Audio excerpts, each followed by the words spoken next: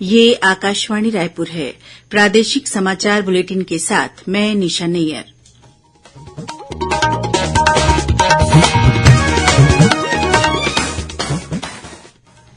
अब पेश है आज के मुख्य समाचार। प्रधानमंत्री ने अग्निवीरों के पहले बैच को संबोधित करते हुए कहा कि अग्निपथ योजना सशस्त्र बलों को मजबूत बनाने और भविष्य की चुनौतियों के लिए तैयार करने में गेम चेंजर साबित होगी। केंद्रीय संसदीय समिति ने छत्तीसगढ़ में अनुसूचित जाति जनजाति वर्ग के सामाजिक, आर्थिक और शैक्षणिक क्षेत्र में किए जा रहे कार्यों की समीक्षा की। राज्य सरकार द्वारा विभिन्न जिलों में राष्ट्रीय सुरक्षा कानून लागू करने के विरोध में आज जगदलपुर में भाजपा ने किया धरना प्रदर्शन और कोरिया जिले में कल से 2 दिवसीय झुमका जल महोत्सव का आयोजन किया जाएगा।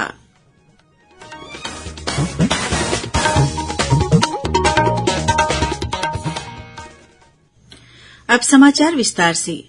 प्रधानमंत्री नरेंद्र मोदी ने कहा है कि तकनीकी रूप से उन्नत सैनिक संपर्क रहित युद्ध के नए मोर्चों और साइबर युद्ध की चुनौतियों के मद्देनजर भारतीय सशस्त्र बलों में महत्वपूर्ण भूमिका निभाएंगे। उन्होंने कहा कि युवाओं की वर्तमान पीढ़ी में विशेष रूप से यह क्षमता है और इसीलिए आने वाले समय में अग्निवीरों की सशस्त्र बलों में अग्रणी भूमिका होगी।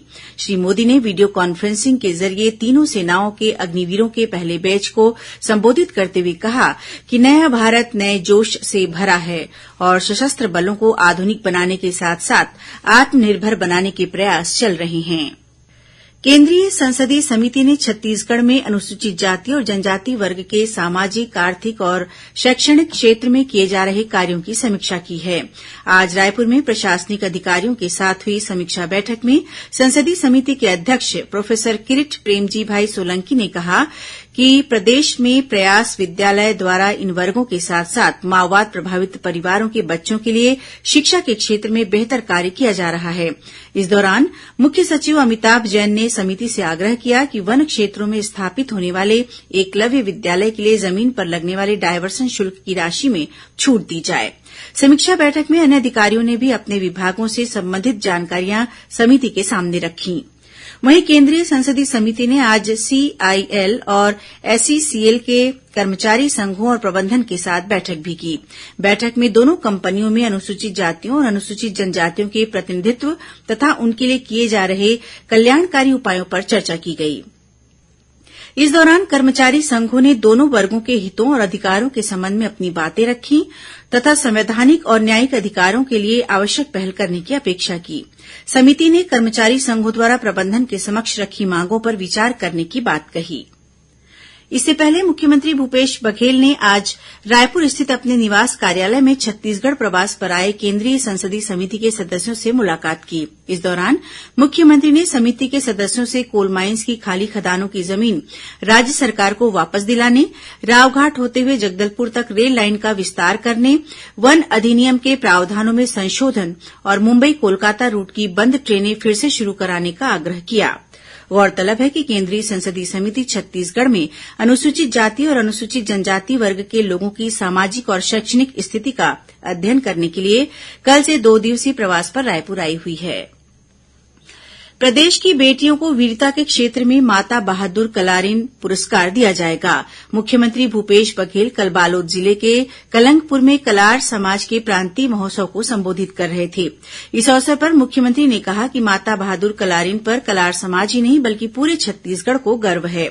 उन्होंने कहा कि महुआ बोर्ड के गठन के लिए प्रयास किए जा रहे हैं। इस बोर्ड का अध्यक्ष कलार समाज से ही बनाया जाएगा।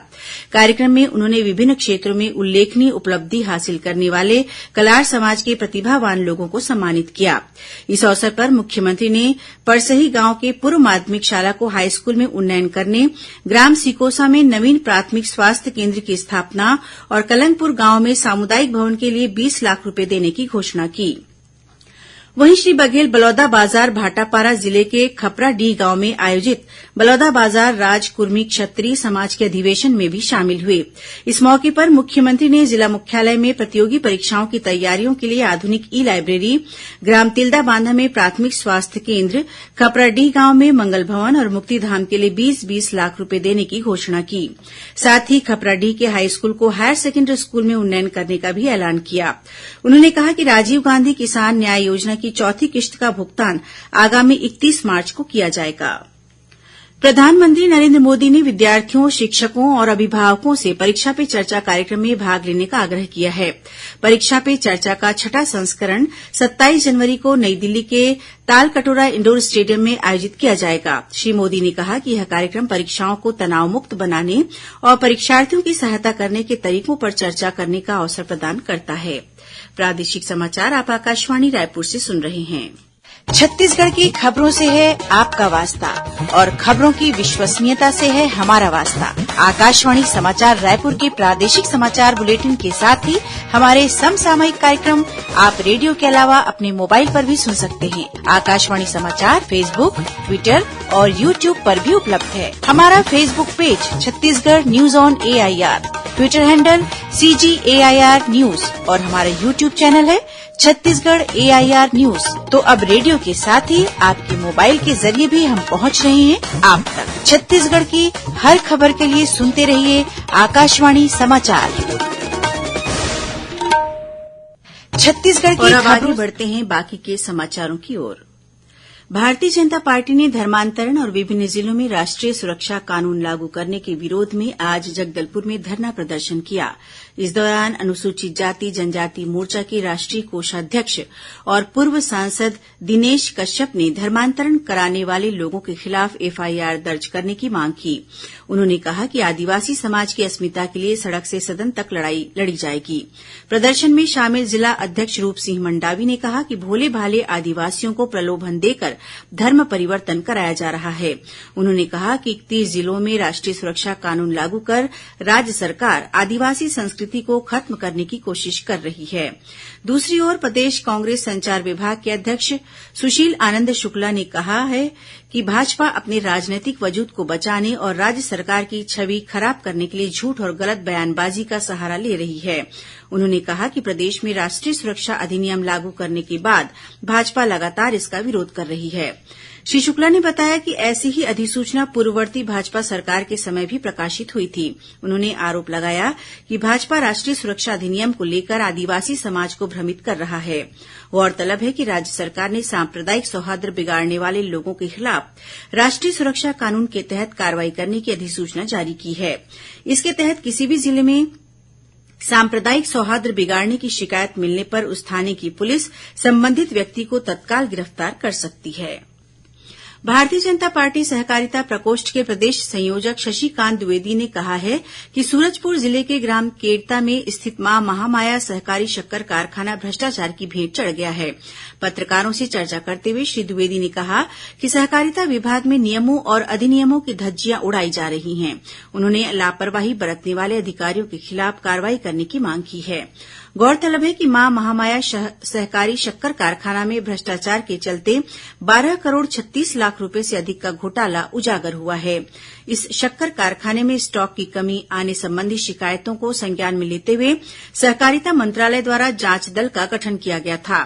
जांच दल द्वारा शक्कर कारखाने की जांच कर प्रतिवेदन सौंपा गया है। वह चौंकाने वाला है। श्री द्विवेदी ने बताया कि शक्कर कारखाने के गोदामों में शक्कर के भौतिक सत्यापन में जांच दल द्वारा कई कमियां पाई गई हैं। कोरिया जिले में कल से 2 दिवसीय झुमका जल महोत्सव का आयोजन किया जाएगा। महोत्सव का शुभारंभ संस्कृति मंत्री अमरजीत भगत करेंगे। वहीं कार्यक्रम के मुख्य अतिथि गृह मंत्री ताम्रध्वज साहू होंगे। जिला कलेक्टर विनय कुमार लंगेही ने आज कार्यक्रम स्थल का जायजा लिया। इस महोत्सव से लोगों को जिले की संस्कृति और पर्यटन के बारे में जानकारी मिल सकेगी। साथ ही कलाकारों द्वारा सांस्कृतिक कार्यक्रम भी प्रस्तुत किए जाएंगे। इस दौरान झुमका जल महोत्सव को प्रदर्शित करने लोगो, टैगलाइन और मोमेंटो डिजाइन प्रतियोगिता का आयोजन किया जाएगा। वहीं जिले के पर्यटन स्थलों पर आधारित चित्रकला और पतंग उत्सव भी आयोजित की जाएगी। महोत्सव के दौरान अभिनय, नृत्य और गायन प्रतियोगिता भी होगी। राजिम विधानसभा क्षेत्र के पूर्व विधायक पुनीतराम साहू का निधन हो गया है। वे 81 वर्ष के थे। श्री साहू वर्ष 1985 में अविभाजित मध्यप्रदेश में राजिम से विधायक चुने गए थे। अपने राजनीतिक जीवन में वे कई महत्वपूर्ण पदों पर भी रहे। श्री साहू राजिम विधानसभा क्षेत्र के बासिन खपरीपरा के निवासी थे। प्रदेश में इन दिनों सड़क सुरक्षा सप्ताह मनाया जा रहा है। इसी कड़ी में कल राजनांदगांव में हेलमेट पहनने वाले लोगों को शॉल और श्रीफल देकर सम्मानित किया गया। इस मौके पर कलेक्टर डोमन सिंह ने कहा कि जीवन की सुरक्षा के लिए वाहन चलाते समय लोगों को हेलमेट का प्रयोग करना चाहिए। वहीं कल राजनांदगांव जिले में हेलमेट जागरूकता रैली का आयोजन किया जाएगा। इस दौरान जिला, तहसील और ग्राम पंचायत स्तर पर हेलमेट पहनकर बाइक रैली निकाली जाएगी। कलेक्टर ने जिले के अधिकारी, कर्मचारियों के साथ ही आम लोगों को हेलमेट जागरूकता रैली में शामिल होकर सुगम और दुर्घटना रहित यातायात में अपनी भागीदारी निभाने की अपील की है। और अब कुछ खबरें संक्षेप में। राज्यपाल अनुसुईया उइके से आज राजभवन में गिरीश कुबेर के नेतृत्व में वनवासी कल्याण आश्रम रायपुर के प्रतिनिधि मंडल ने सौजन्य मुलाकात की। बलरामपुर जिले में आयोजित 3 दिवसीय तातापानी महोत्सव का आज शाम समापन हो गया। संस्कृति मंत्री अमरजीत भगत समापन कार्यक्रम में मुख्य अतिथि के रूप में शामिल हुए। जांजगीर चांपा जिले में चिटफंड कंपनी के निवेशकों ने राशि वापस दिलाने की मांग को लेकर कचहरी चौक से कलेक्टोरेट तक रैली निकालकर कलेक्टर को मुख्यमंत्री के नाम ज्ञापन सौंपा। निवेशकों ने चेतावनी दी है कि यदि उनकी जमा राशि वापस नहीं की जाएगी तो वे रायगढ़ से रायपुर तक पैदल मार्च करेंगे। साथ ही विधायकों के निवास का घेराव भी करेंगे। सरगुजा जिले के लखनपुर स्थित जिला सहकारी केंद्रीय बैंक मर्यादित में पिछले कई दिनों से बैंक में रुपये नहीं होने की शिकायत को लेकर किसानों ने आज राष्ट्रीय राजमार्ग 130 पर चक्का जाम कर विरोध प्रदर्शन किया। धमतरी जिले की बोराई पुलिस ने 27 किलो गांजा के साथ 2 लोगों को गिरफ्तार किया है। जब्त गांजे की कीमत करीब 5.5 लाख रुपए बताई गई है। पुलिस ने आरोपियों के पास से एक कार और 2 नग मोबाइल भी जब्त किए हैं। और भारतीय थल सेना द्वारा दुर्ग जिले में आयोजित भर्ती रैली के चयनित आवेदकों की लिखित परीक्षा कल नवा रायपुर स्थित आर्मी रिक्रूटमेंट कार्यालय में हुई। इस परीक्षा में 1400 आवेदक शामिल हुए। अंत में मुख्य समाचार एक बार फिर। प्रधानमंत्री ने अग्निवीरों के पहले बैच को संबोधित करते हुए कहा कि अग्निपथ योजना सशस्त्र बलों को मजबूत बनाने और भविष्य की चुनौतियों के लिए तैयार करने में गेम चेंजर साबित होगी। केंद्रीय संसदीय समिति ने छत्तीसगढ़ में अनुसूचित जाति जनजाति वर्ग के सामाजिक, आर्थिक और शैक्षणिक क्षेत्र में किए जा रहे कार्यों की समीक्षा की। राज्य सरकार द्वारा विभिन्न जिलों में राष्ट्रीय सुरक्षा कानून लागू करने के विरोध में आज जगदलपुर में भाजपा ने किया धरना प्रदर्शन।